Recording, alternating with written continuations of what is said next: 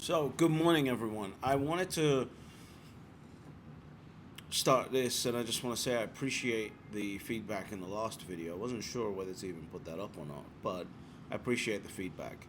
Um, I think that's an important reality that most people are facing. If you haven't watched it, please go watch the very last video that I put up. Today, really, what I want to talk about is the one thing that bugs me every time I tweet it.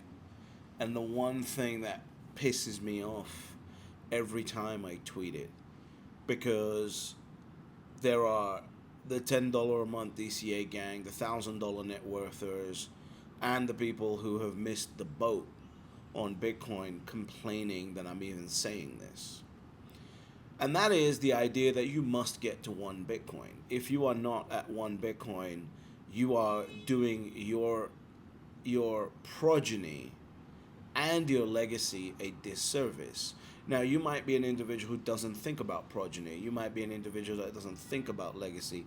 And that's absolutely fine. Bitcoin is money for everyone, right? That's absolutely fine. I just completely and utterly disagree with you. I think that if you are someone who has been blessed to be in a position where you can work, where you can provide and create value to the world, where you can help educate and raise the world, and you don't respect the legacy that has brought you here to this point, whatever that legacy is, whether it's American legacy, whether it's African Indian, like whatever that is, understanding that people have struggled to get you to where you are at right now, understanding the amount of struggle, understanding the the willingness to continue despite the struggle, understanding that you have a responsibility for that struggle, to keep moving forward, to keep pressing forward, is extremely important. And I think that if you are someone who is into Bitcoin and doesn't believe in the idea that you have to be a responsible person and really a responsible man in life for the legacy that has brought you to where you're at, I think you are completely and utterly lost. Um, I also believe that most people are not educated well enough on why this asset is so scarce. Let's put this into perspective. There are 21 million Bitcoin. That's it. 21 million. There are 8 something billion people in the world. There are 55 million millionaires in the world. And at this point, and in this next cycle, we'll completely price out this next group of people. There's 583 million people who have somewhere between $100,000 and $1 million net worth. So they could have easily, not easily, but they could have planned to purchase one Bitcoin by now. That group, in my mind, is going to be completely irrelevant by the next cycle. And the cycle after that, so the 2028 cycle, I think the low single digit millionaires will be completely irrelevant. And it will be a push for the higher single digit millionaires to acquire that one Bitcoin. And then after that, it's game over. You're all working for Bitcoin. And here's the thing. Bitcoin's the first time, I did a podcast interview yesterday, and Bitcoin is the first time in human history where, like, for example, my dad, moved to the United Kingdom as a result of the issues with Idi Amin and other things that were going on in the African region. And he could have bought 10 properties at that time. I, 40 years later, can still buy 10 properties. They might not be the same properties, they might not be in the same location, but I can still buy 10 properties. My children, outside of the miraculous achievements that are possible with the human spirit, outside of that, they will never ever be able to buy 1 Bitcoin, let alone 10, let alone 20, let alone, I believe, 0.5. Because in 20 years, in 30 years, in 40 years, Bitcoin will be by far and away the scarcest asset on earth. There will probably be less than, 600,000 Bitcoin left to mine, and everyone will know about it. And so unless they go create some major value and convince people to hand over their Bitcoin for that value, they've got no chance of acquiring 1 Bitcoin. Therefore, my decision today is going to actually impact their decisions in 30 years, which is what wealth should be about. That's what wealth should be about. Your work, your efforts, your ability to respond, therefore the responsibility should dictate what happens to your bloodline. That's how it's always been. That's how it always should be. But the fiat system that we live in allows us to dilute that, to smooth it over. Oh, you were born, 40 years later compared to, the great Bitcoin drought, which is what, we're going to start experiencing right now. The beginning of the great Bitcoin drought. Therefore, what we should do is print a bunch of money, and you can still take part and you can still take advantage. No, that's not how it should work. If I have created wealth and I have put in the effort to create wealth, then my children should be able to stand on that and have the responsibility to manage that and stand on it and grow it and benefit from it. They shouldn't have to compete with people that are suddenly in a world of, fiat. Okay, cool. We just printed a bunch of money and handed it to a bunch of new people. That shouldn't have to happen. Some people might think this is an elitist mindset. This is how scarce resources work. If I'm early enough and I acquire the scarce resources, you lose. And that's okay.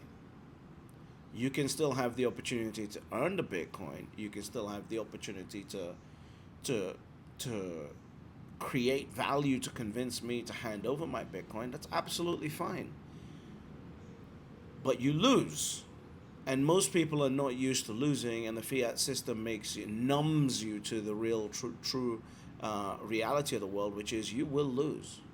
You will lose.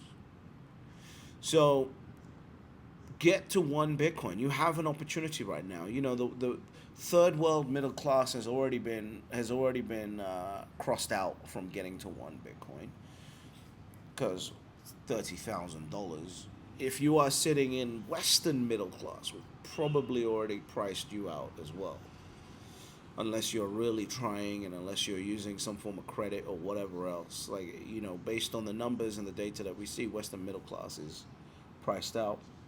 So at this point, we're really dealing with people who are at the $500,000 net worth and above, I think, to get to 1 Bitcoin, unless you just flip a switch, completely understand it, and start porting your assets into it. That's a reality too. That's exactly what happened to me. But getting to 1 Bitcoin is very important because any decision that will be made in your bloodline after you leave this earth will depend on your decision today and your decision to acquire Bitcoin today. And we've never really looked at it like that, but that's the reality of the world. That's why I think every young person should be focused on getting to 1 Bitcoin if you want to stay relevant. There's already a war on, I don't want to step into the separate conversation, but there is already a war when it comes to the idea of masculinity, right? And masculinity is not a new topic. It's not anything that is uh, new. Masculinity outdates everything. The energy of the different sides of the world are relevant and seen across all different forms of this earth, right from the very, very beginning. So, if you want a chance of, if you're a young man and you're trying to start a business and you're trying to, you know, yeah, continue doing that. But the advice I would give you is start businesses that don't require upfront capital. I started investing in property with less than 1,500 pounds. I started investing in property with less than 1,500 pounds. So, if you want to start a business, but don't put the capital into the business. Bitcoin is the cheat code. You generate capital and you put it into Bitcoin, and Bitcoin grows that capital as it should have, as you should have been doing with everything else. The worst thing that you can do is sit in cash. And up till now, if you were in the bottom 50th percentile of wealth, the only option you had most of the time was to sit in cash, because you couldn't just go and buy a property, because you'd have to save up to buy, you save up a deposit to go buy a property. So you didn't have the ability to immediately execute, generate money, invest it. That wasn't there, right? That wasn't there. Now you're getting the idea of fractional shares and all this, that, and the other. But at this point, Bitcoin is outperforming everything. So therefore, you earn money, you buy Bitcoin. You earn money, you buy Bitcoin. It's really not that difficult once you understand what Bitcoin is and the fact that it's, at this point, a savings technology. So that's the message I have, is why it's so important to get to one Bitcoin. This is the scarcest asset humanity has ever seen, and either you will get to one Bitcoin or you will not. And then you will learn the consequences of finality of scarcity. That's what we have, and most people don't understand finality of scarcity. There is true scarcity in this asset, and you are not seeing that, and you are not appreciating what true scarcity is. I collect watches. That's not true scarcity. The price of this is ridiculous because there's some scarcity. The price of property is ridiculous because there's some scarcity. Bitcoin is true scarcity. No one is appreciating this true scarcity of this asset. Therefore, you need to get to one Bitcoin for yourself, for anyone that you care about. If you ever want to be a responsible person, again, right now I'm talking to people who maybe don't have assets, but equally it's as important for people who do have assets, because if you own property right now, you're already 85 to 90% lower in terms of price valuation than you should be, right?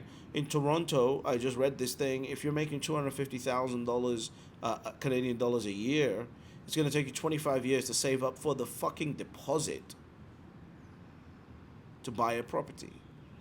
So, again, it is your responsibility to get to one Bitcoin. It is your responsibility to secure that one Bitcoin. We're now entering times where there's less than 2 million Bitcoin left to mine. There is 4 or 5 million Bitcoin that have been lost and forgotten about.